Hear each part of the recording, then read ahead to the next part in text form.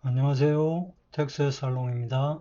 오늘은 지난 7월 27일 발표한 2023년 세법 개정안의 중요 내용에 대해서 알아보도록 하겠습니다. 자료를 보면서 말씀드리겠습니다. 먼저 국가전략기술 및 신성장 원천기술의 확대입니다. 바이오의약품 국가전략기술에 추가를 하였습니다. 국가전략기술의 대상은 6개 분야 54개 기술 46개의 시설인데, 여기서 6개 분야라는 것은 반도체, 2차전지, 백신, 디스플레이, 수소, 미래형 이동수단을 말합니다. 여기에 개정안에서는 바이오약품 분야를 신설하였고 세부기술 사업화시설을 추가를 하였습니다. 그래서 6개 분야에서 7개 분야가 되었습니다. 또 바이오의약품 분야에서 기술은 8개가 추가가 되어서 기존의 54개 기술에서 62개 기술로 변경이 되었고, 사업화 시설은 4개가 추가가 되어서 기존의 46개 시설에서 50개의 시설이 되었습니다. 개정 이유는 바이오의약품 산업 R&D 및 투자를 지원하기 위함입니다. 적용 시기는 2023년 7월 1일 이후 R&D 비용을 지출하는 분 또는 사업화 시설에 투자하는 분부터 적용이 됩니다. 다음은 신성장 원천기술 대상이 확대가 되었습니다. 현행은 신성장 원천기술의 대상은 13개 분야 262개의 기술인데, 여기에 에너지 효율 향상 핵심 기술, 핵심 광물 정제련 등 공급망 관련 필수 기술 등을 추가를 하였습니다. 13개 분야라는 것은 미래차, 지능정보, 차세대 소프트웨어, 콘텐츠, 전자정보 디바이스, 차세대 방송통신, 바이오 헬스, 에너지 환경, 융복합 소재, 로봇, 항공우주, 첨단 소재 부품 장비, 탄소 중립 등입니다. 다음은 해외 진출 기업의 국내 복귀, 리쇼어링이죠. 세제 지원을 강화하기 위한 세법 개정안입니다. 현행은 해외 진출 기업 국내 복귀 시 소득세 법인세를 감면하게 되어 있는데, 감면 대상은 2년 이상 경영한 국외 사업장을 국내로 이전, 복귀하는 기업을 대상으로 합니다. 감면 폭과 기간이 확대가 되어서 완전 복귀 또는 수도권 밖으로 부분 복귀하는 경우에는 5년간 100% 플러스 2년간 50%에서 7년간 100% 플러스 3년간 50%로 확대가 되었습니다. 또 수도권 안으로 부분 복귀하는 경우에는 3년간 100%, 2년간 50%는 전과 동일합니다. 업종 요건도 완화를 하였는데, 국외 사업장과 국내 이전 복귀 사업장 간 업종이 한국 표준 산업 분류에 따른 세 분류가 동일한 경우였는데, 여기에 유통기업 관련 위원회에서 업종 유사성을 확인한 경우에도 그 대상이 되도록 하였습니다.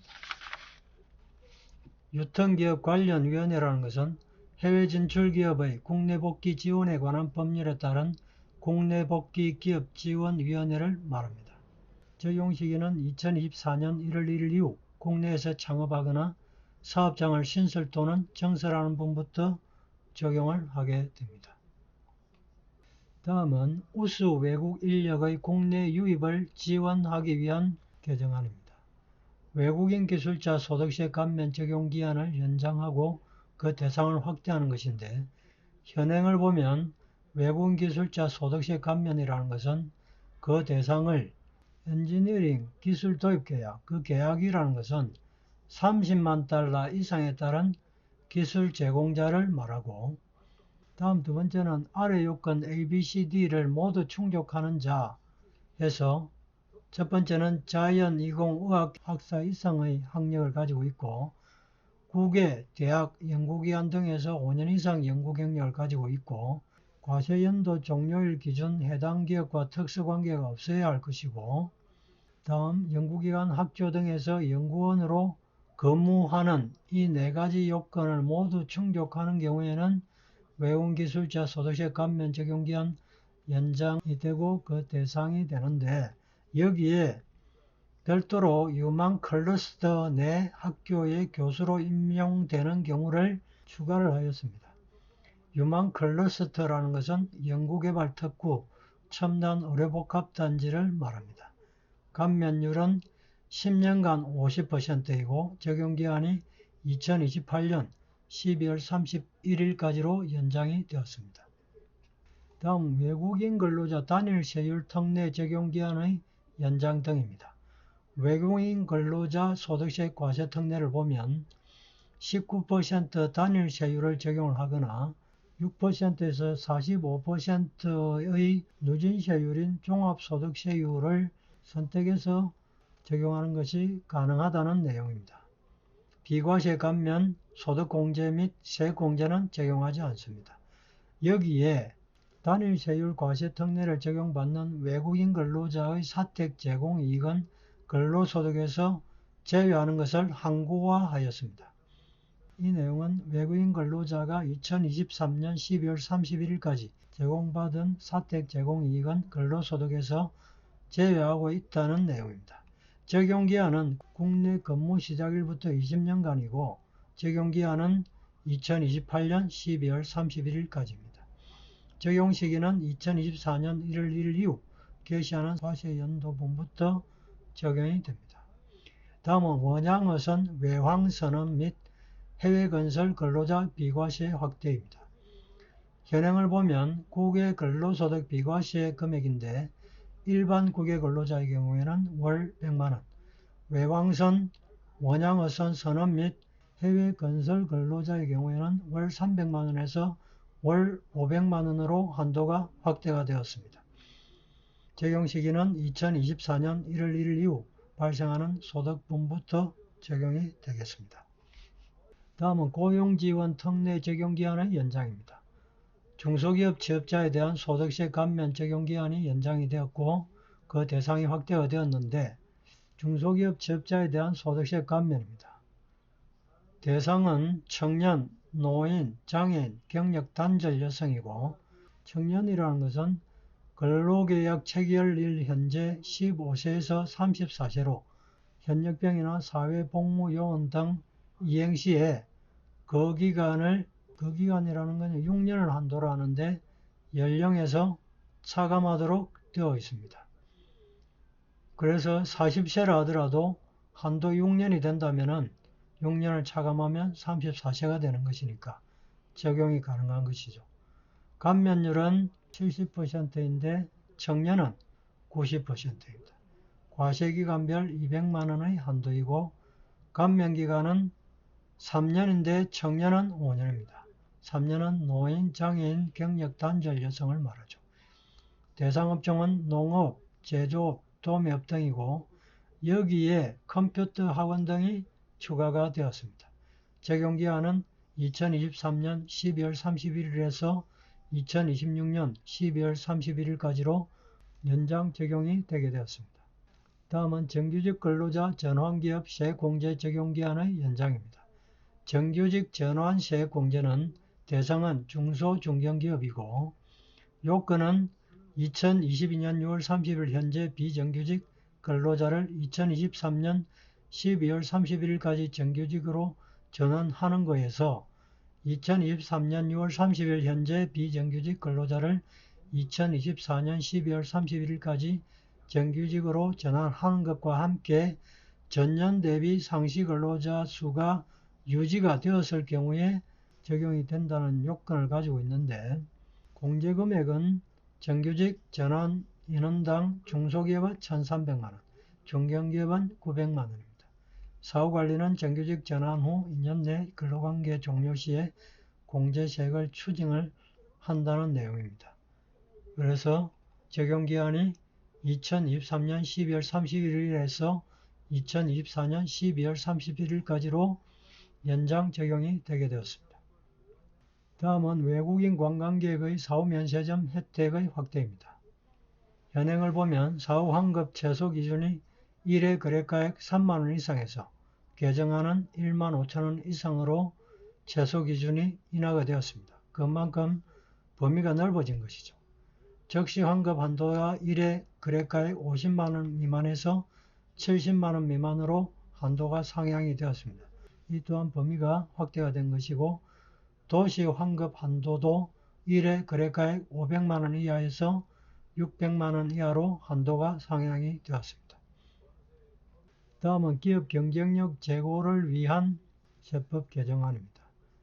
가압승계에 따른 세부담 완화를 위해서 가압승계 정려세 과세특례 혜택을 확대를 하였습니다.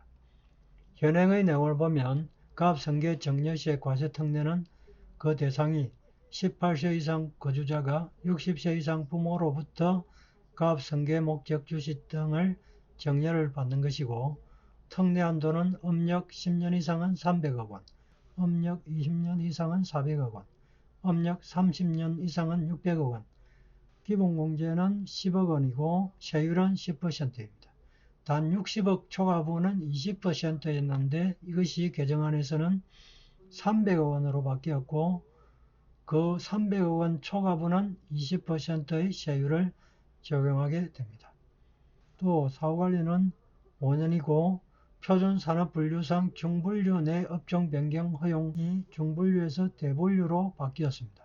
그만큼 범위가 넓어지는 것이죠. 연부 연납기간은 5년에서 20년으로 정려세 신고 기한을 말합니다. 그래서 2024년 1월 1일 이후 정려받는 분부터 적용을 하게 됩니다.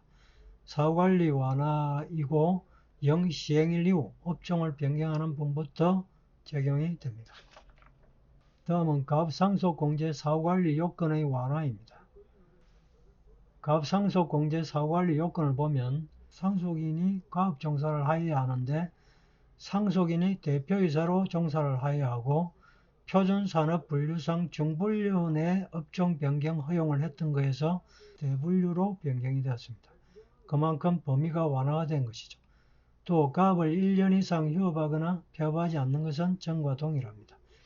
자산 유지 의무가 있는데 가압용 자산의 40% 이상의 처분을 금지하고 있습니다. 주식 등을 상속받은 상속인의 지분이 유지가 되어야 합니다. 또한 고용이 유지가 되어야 합니다. 정규직 근로자 수 90% 이상이 유지되어야 하고, 또는 총급여의 90% 이상이 유지가 되어야 합니다. 그래서 이 둘 중 하나의 조건만 충족하면 되는 것이죠. 적용 시기는 영시행일 이후 업종을 변경하는 분부터 적용이 됩니다. 다음은 창업 벤처 활성화를 위한 세법 개정안입니다.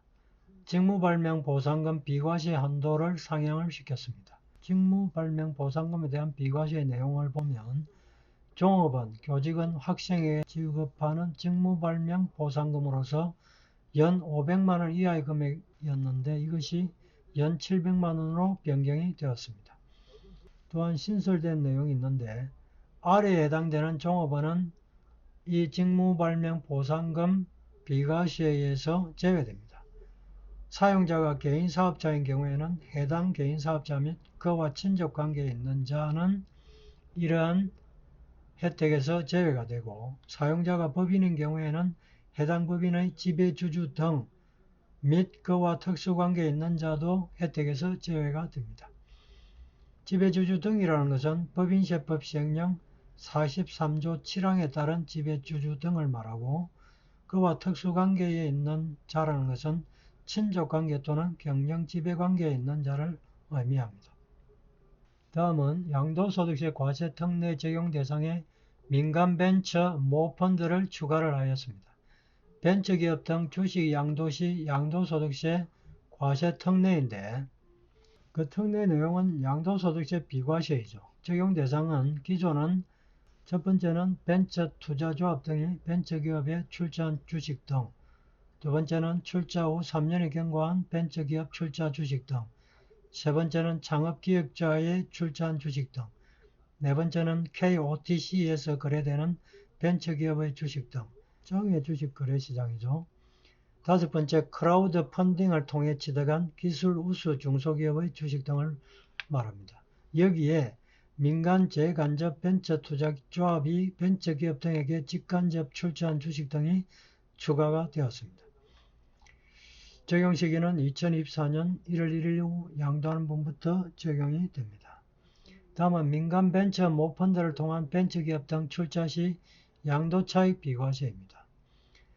그 내용을 보면 벤처기업 등 출자 시 양도차익이 비과세가 되는데, 여기서 벤처기업 등이라는 것은 창업자, 벤처기업, 신기술 사업자, 신기술 창업 전문회사를 말합니다. 적용 대상은 창투사, 창업기획자, 신기술 사업 금융업자가 벤처기업 등에 출자하여 취득한 주식. 두 번째는 창투사, 창업기획자, 벤처기업 출자 유한회사, 신기술 사업 금융업자가 창투조합을 통하여 벤처기업 등에 출자하여 취득한 주식. 세 번째는 기금 운용법인 등이 창투조합 등을 통하여 벤처기업 등에 출자하여 취득한 주식. 여기에 한 가지 더 추가를 하여 창투사, 신기술 사업 금융업자 및 민간 재간접 벤처 투자조합의 공동운용사인 자산운용사 및 증권사가 민간 재간접 벤처 투자조합을 통하여 벤처기업 등에 출자하여 취득한 주식 등도 민간 벤처 모펀드를 통한 벤처기업 등 출자 시 양도 차익을 비과세하도록 되었습니다. 다음은 기술혁신형 M&A에 대한 세공제 확대 내용입니다. 기술혁신형 M&A에 대한 주식 등 취득기간을 확대를 하였습니다. 내국법인이 기술혁신형 중소기업의 주식 등을 인수 시에 과세 특례가 있는데, 그 내용은 취득한 주식 등의 매입가액 중 기술가치금액에 대해 10% 세공제를 하는 것입니다. 요건은 지분율 요건인데, 주식 등을 취득한 3년도의 종료일 현재 피인수법인 지분의 50%, 경영권 인수 시에는 지분 30%를 초과해서 취득하여야 하는 지분율 요건이 있습니다. 취득기간은 주식 등 최초 취득일로부터 해당 3년도 종료일까지인데, 이것이 최초 취득일부터 해당 3년도의 다음 3년도 종료일까지로 확대가 되었습니다. 다만 최초 취득일이 속하는 3년도 내 지분율 요건을 충족하였을 시에는 해당 3년도 종료일까지입니다. 다음은 기술혁신형 M&A에 대한 세공제 적용 시 기술가치금액의 상향입니다. 그 내용을 보면 기술혁신형 중소기업의 합병 또는 주식 인수 시의 과세 특례인데, 기술가치금액의 10%를 합병 인수법인의 법인세에서 공제하는 과세 특례입니다. 기술가치금액이라는 것은 둘 중 큰 것을 말하는데, 첫 번째는 특허권 등 평가액 합계액, 두 번째는 양도가액에서 피합병 인수법인의 순자산 시가 곱하기 130%를 차감한 금액, 둘 중에 큰 금액을 기술가치 금액으로 합니다. 이것이 양도가액에서 피합병 인수법인의 순자산 시가 120%를 차감한 금액으로 세공제의 범위가 확대가 되었습니다. 다음은 민생경제 회복을 위한 세법 개정안입니다. 서민중산층 부담 경감을 위한 내용을 보면, 첫 번째는 장기주택 저당 차입금 이자 상환액 소득공제를 확대를 하였습니다. 내용을 보면 장기주택 저당 차입금 이자 또는 상환액을 소득공제를 해주고 있는데, 그 대상은 무주택 또는 1주택인 근로자입니다. 공제한도는 300만원에서 1800만원이었는데 이것이 600만원에서 2000만원으로 상향되었습니다. 그 내용을 보면 상환기간 15년 이상의 경우에 고정금리이면서 비거치식은 1800만원에서 2000만원으로, 고정금리 또는 비거치식의 경우에는 1500만원에서 1800만원으로, 기타는 500만원에서 800만원으로 상향이 되었고, 상환기간 10년 이상의 경우에는 고정금리 또는 비거치식의 경우에는 300만원에서 600만원으로 상향이 되었습니다. 주택요건이 기준시가 5억 원 이하에서 기준시가 6억 원 이하로 적용 대상이 확대가 되었습니다. 적용 시기는 공제한도는 2024년 1월 1일 이후 이자 상환액을 지급하는 분부터 적용이 되고 주택요건은 2024년 1월 1일 이후 취득하는 분부터 적용이 됩니다. 다음은 주택청약 종합저축 소득공제 한도 상향입니다. 내용을 보면 주택청약 종합저축 납입액에 대한 소득공제인데 적용 요건은 무주택 세대주이고 총급여액 7천만원 이하인 근로소득자입니다. 세제지원은 납입액의 40%를 근로소득금액에서 공제를 해주는데 공제 대상 납입 한도는 현행은 240만원에서 개정안에서 연 300만원으로 납입 한도가 상향이 되었습니다. 적용기한은 2025년 12월 31일까지입니다. 다음은 주택 간주임대료 소형주택 특례 적용기한의 연장입니다. 전세, 보증금 등에 대한 간주임대료 과세인데 3주택 이상자의 전세금, 보증금 등에 따른 간주임대료를 과세를 하게 되어 있습니다. 그런데 소형주택 특례로 해서 소형주택은 이 주택수 및 간주임대료 과세 대상에서 제외하도록 되어 있습니다. 그 소형주택이라는 것은 40제곱미터 이하이며 연시가 2억 원 이하인 주택을 말합니다.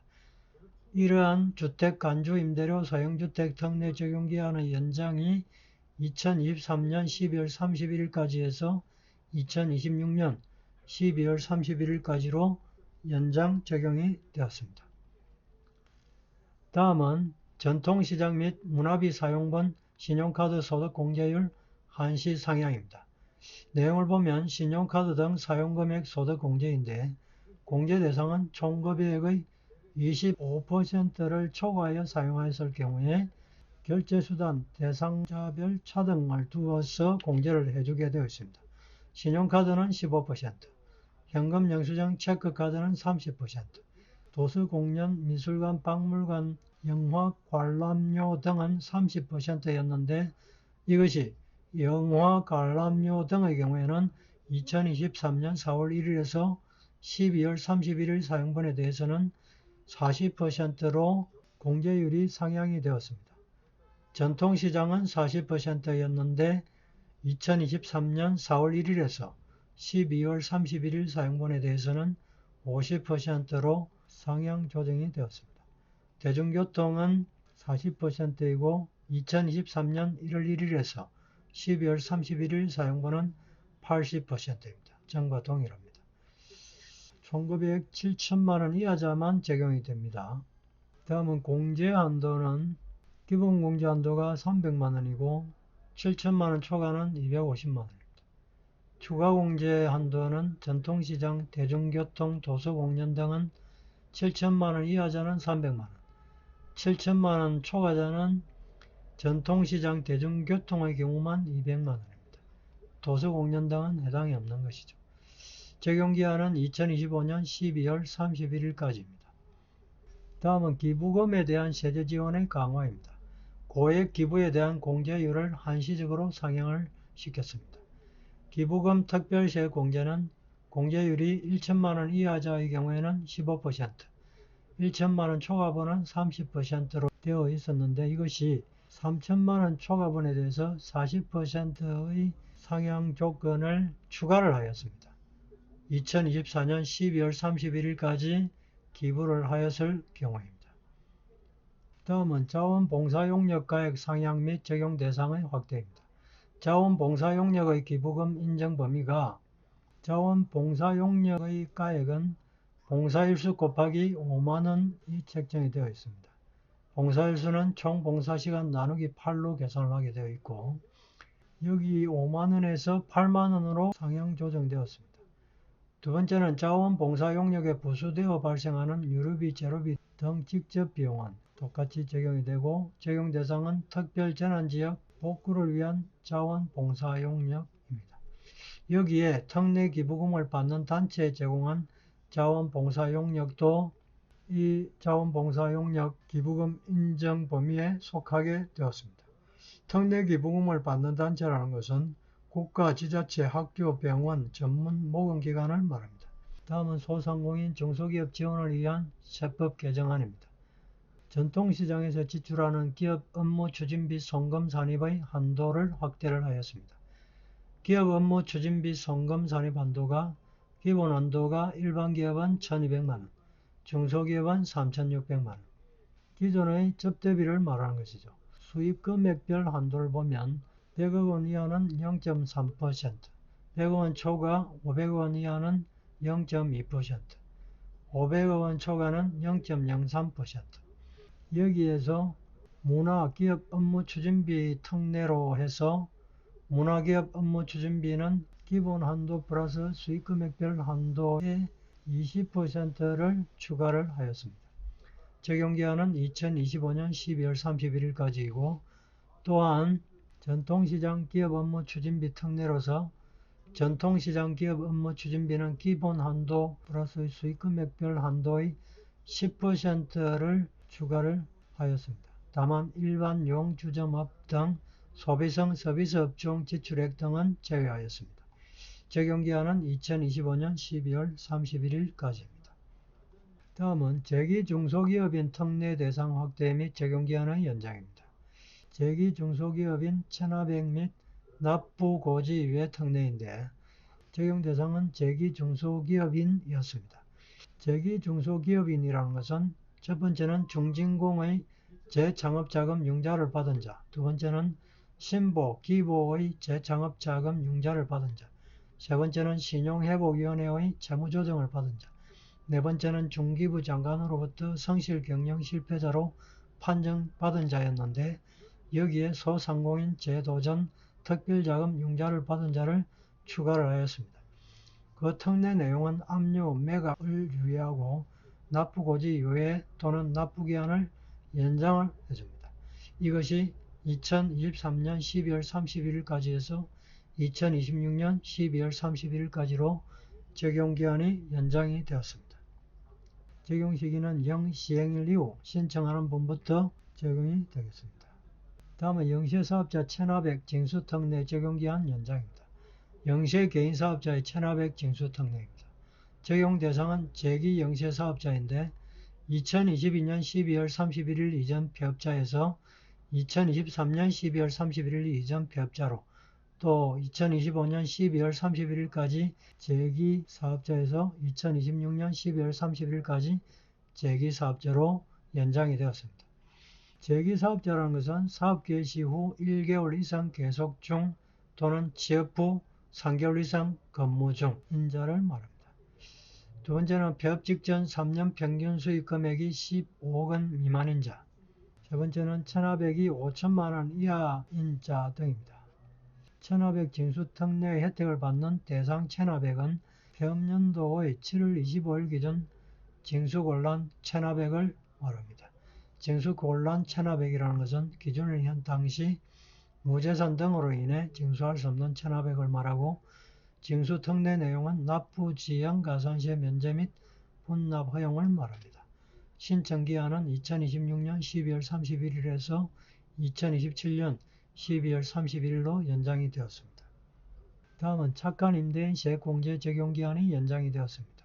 상가임대로 인하 임대사업자의 임대료 인하액 세공제인데 공제액은 임대료 인하액의 70%, 종합소득금액 1억 원 초과 시에는 50%입니다. 임대인은 상가임대차법상 부동산 임대업 사업자 등록을 한 임대사업자를 말하고 임차인은 소상공인 기본법상 소상공인, 임대차 계약기간이 남은 폐업 소상공인을 말합니다. 단 2021년 6월 이전부터 계속 임차한 경우에 한합니다. 적용기한은 2023년 12월 31일에서 2024년 12월 31일로 적용기한이 연장이 되었습니다. 다음은 영세자영업자 지원 부가가치세 특례 적용기한의 연장입니다. 면세 농산물 등 의제 매입세 공제 공제율 확대 특례 적용기한이 연장이 되었습니다. 그 내용은 면세 농산물 등 의제 매입세 공제 특례인데 음식업자가 면세 농산물 구입 시 농산물 매입액의 일정률을 부가가치세 납부세액에서 공제하는 것을 말합니다. 공제율을 보면 음식점업은 연매출 4억 원 이하에는 109분의 9를 공제를 해주는데 이것이 2026년 12월 31일까지로 연장이 되었고 연매출액 4원 초과의 경우에는 108분의 8이 되겠습니다. 다음은 신용카드 등 사용 세공제 우대 특례 적용기한 연장 등입니다. 내용을 보면 신용카드 등 매출세 공제인데 우대 공제율 공제한도 특례입니다. 대상은 최종 소비자 대상 업종, 개인사업자와 간이가세자를 말하죠. 최종 소비자 대상 업종이라는 것은 소매업, 음식점, 숙박업 등을 말하고 개인사업자라는 것은 직전연도 공급가의 10억 원 이하자를 말합니다. 10억 원이 넘어가거나 이 업종이 아니면 신용카드 등 매출세 공제 대상이 아닌 것이죠. 공제 대상 결제 수단은 신용카드 매출 전표나 현금 영수증 등이었는데 여기에 판매 대행 중개자가 제출하는 월별 거래 명세도 포함이 되게 됩니다. 전기통신사업법에 따른 통신판매업자의 판매 대행 중개자, 또 외국환 거래법에 따른 전문 외국환 업무 직업업자도 공제 대상 결제 수단이 됩니다. 공제율은 기본 1%이고 간이가세자의 경우에는 1.3%입니다. 공제한도는 연 500만원 됩니다. 적용기한은 2023년 12월 31일에서 2026년 12월 31일까지로 변경이 되었습니다. 다음은 성실사업자 등에 대한 의료비 등 세공제 적용기한 연장입니다. 성실사업자 등에 대한 의료비, 교육비, 월세 세공제인데 조특법상 성실사업자, 성실신고 확인서를 제출한 성실신고 확인 대상자가 대상이 되고 공제율은 사업소득금액의 3% 초과금액의 15%입니다. 미수가 선천성 이상한 의료비의 경우에는 20%, 난임 시술비는 30%입니다.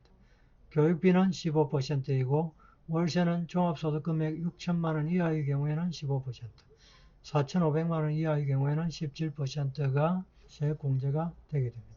적용기한이 2023년 12월 31일에서 2026년 12월 31일까지로 변경이 되었습니다.